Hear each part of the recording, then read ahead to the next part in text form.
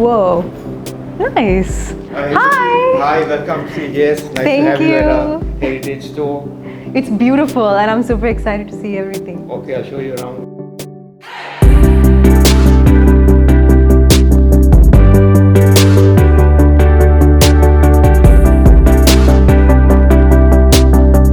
We are reaching out to you with another special episode for In Conversation, brought to you by Jewellery.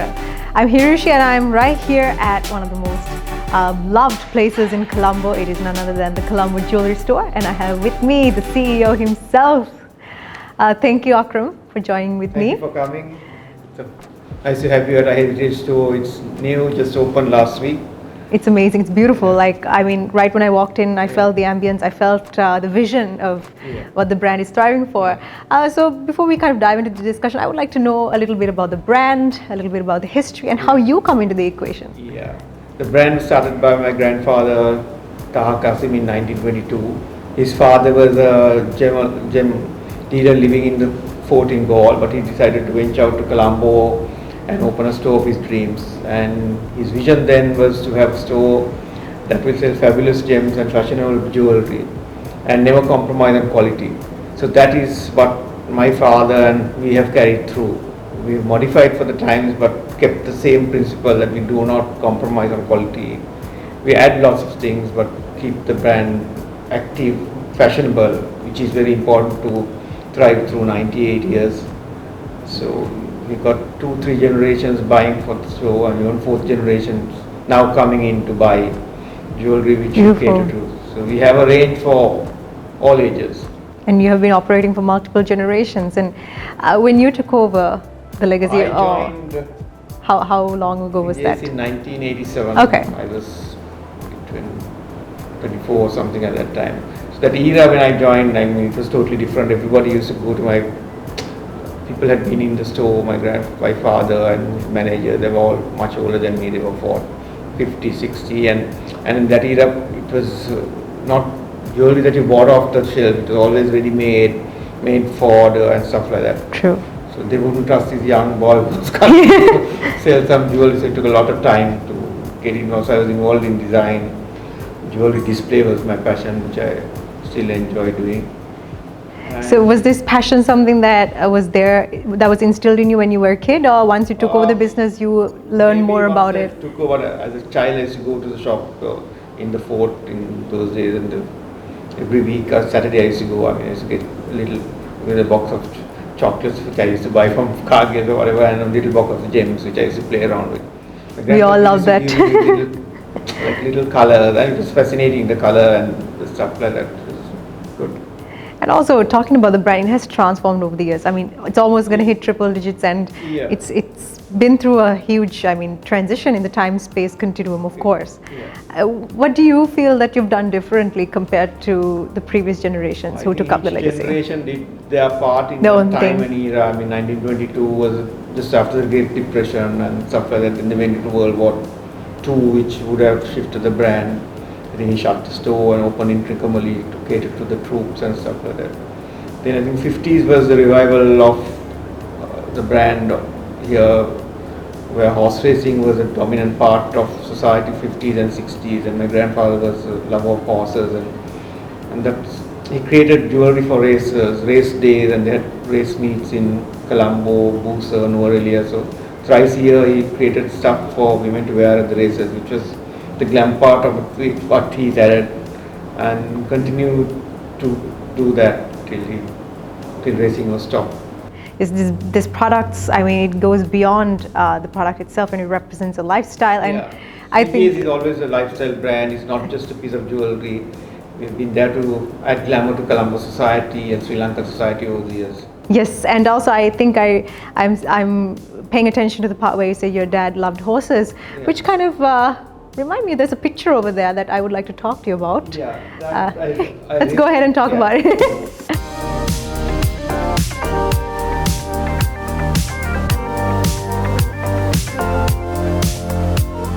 Since 2011, each one has a story, and jewelry was designed based on each campaign, and we had a launch that matched the campaign, and we carried forward the promotions after that, suiting each campaign.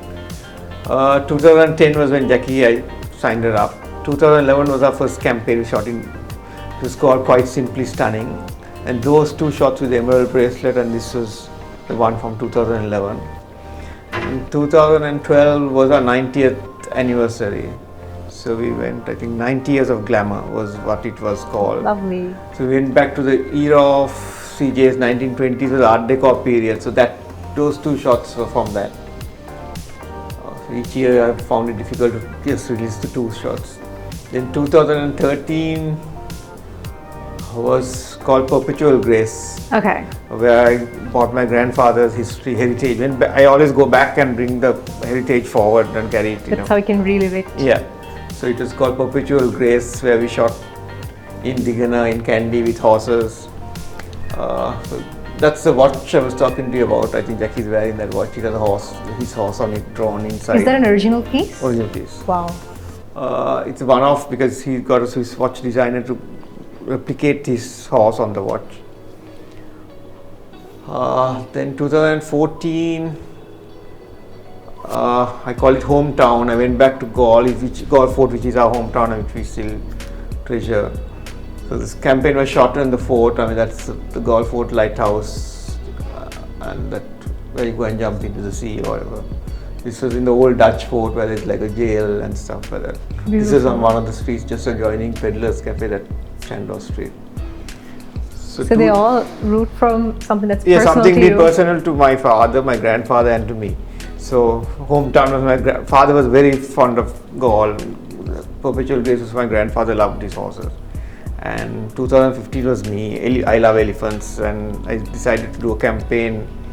They're so majestic, just like the stones. To safeguard, I was trying to do a human-elephant conflict thing we shot it in Vascamo, where we walked with the villagers, did a bus. We wanted a bus to survive or stuff like that. So there's another room here. You want to have a look? We wandered through the stores, we brushed through the campaigns, and it was frankly really fascinating to see how Akram really connected the majestic elements of what Sri Lanka is all about. And he projected it through his amazing jewelry with its cutting-edge design, the stonework, the presentation, the ambience, and everything what represents Colombo Jewellery store. And also, I myself got to try some of the fanciest pieces, and I truly enjoyed it.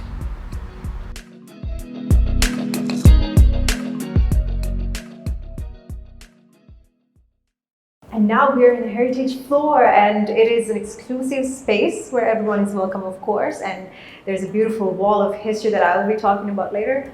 But first, not only Akram is presenting a beautiful collection of jewelry, but he also wants to remind you why you matter, which is why there are beautiful quotes and sayings everywhere. There's a cabinet of beautiful jewelry. So everyone's a star and deserves a chance to sparkle. Do you think so?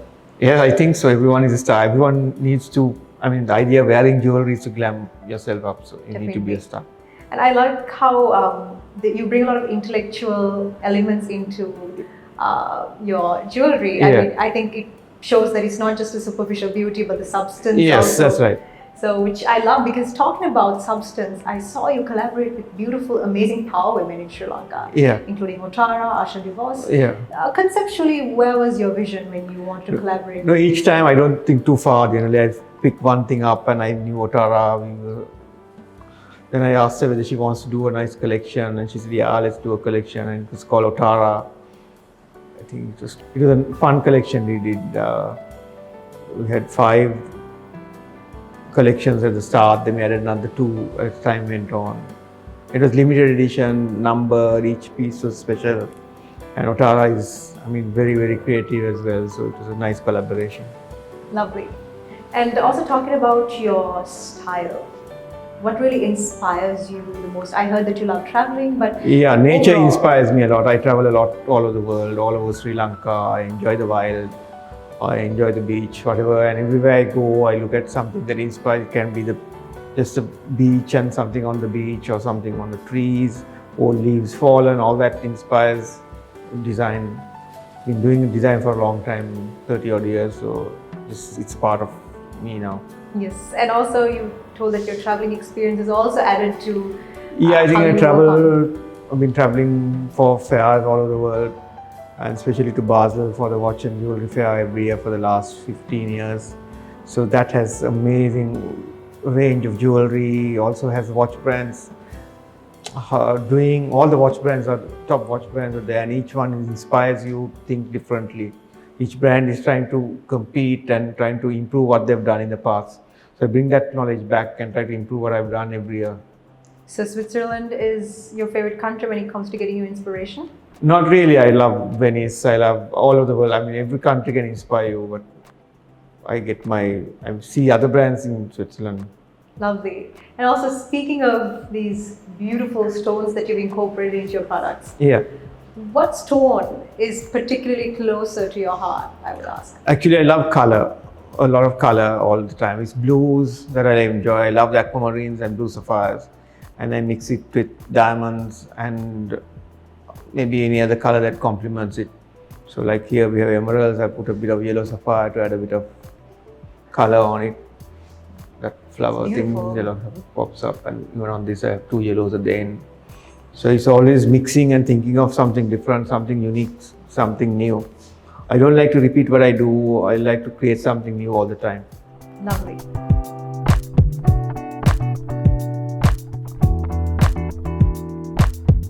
And now we actually decided to have a seat in the heritage room, and there's a particular reason why you don't want to call it the boardroom, because it actually sounds boring and average, is it? Yes. And right here in the heritage room, you can see a beautiful wall of all the milestones of this legacy that you've been working on and thriving to take forward. Talking about this, I'm sure this is just the tip of the iceberg, but personally, what are your best memories with the brand? This way I've joined it in '87. I think so. I've been around for 30 odd years. So over the years, I've done lots of new stuff with the brand. I mean, 2010 I think was an important year when I launched a line with Otara. Then 2011 I got Jackie Fernandez as the brand ambassador for CJS, and we've done 8 campaigns. And I think 2 of my favorite one was the one with the horses. It's called Perpetual Grace. It was shot in Tigana. It was a tough campaign to shoot because the horses, you had to shoot the horses, the jewelry and the model all together to fall in place. Yeah, to get a perfect shot, and the jewelry has to be sharp. So we're only shouting at Dominique. I'm only interested in the jewelry, so it was a tough campaign. And I like that one, and also the one called Unforgettable, where we shot with elephants for a cause to help the human-elephant conflict. That was even more difficult because Jackie had never been up close to an elephant till then, and this campaign was shot. We got there in the morning, before sunrise, started to pour, the elephants are there. Elephants keep moving around, and then we used to go around in a boat which we created to go on the river and stuff like that. So those 2 were nice. Then we've done a lot of stuff. I think doing this collaboration with Asha Diwas was also exciting because it was something new, something former in conservation. That was fun. And then I think those 3 would be the highlights. And I can see after 2019, the wall is quite kept for some upcoming stuff, and we can also talk about because after the Easter tragedy yes. last year, we didn't do a campaign because the situation was not cordial, and then COVID came in 2020.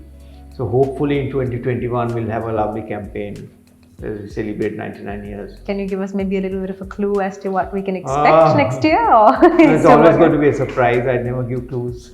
Truly, of course. And I've not finalized what I'm doing, but I have 2 or 3 things in mind. And depending on how the situation evolves, we'll probably have something fun, something exciting, of course, and something new.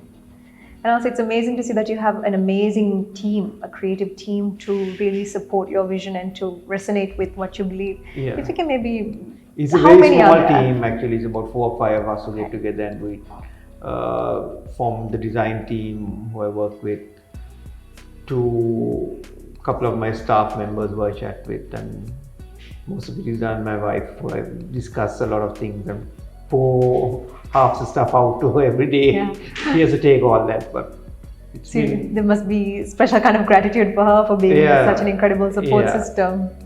for so long, I pour a lot of stuff and we throw it back and forth and then decide what I want to do. I know that you also have a beautiful daughter by your side. Does she give any sort of input to your work, or? Now she does more on the for write-ups and stuff like that because she loves literature and stuff like that. So I think use her whatever I want to, but let her let her do what she wants to do in her life. So she hasn't maybe given any idea as to if she's going to take up the legacy? Maybe not yet. No, it's open to her to do what she wants in her life. True. I think let her pursue her passions, and if she wants to join, she's always welcome. That's the way I see it. Definitely.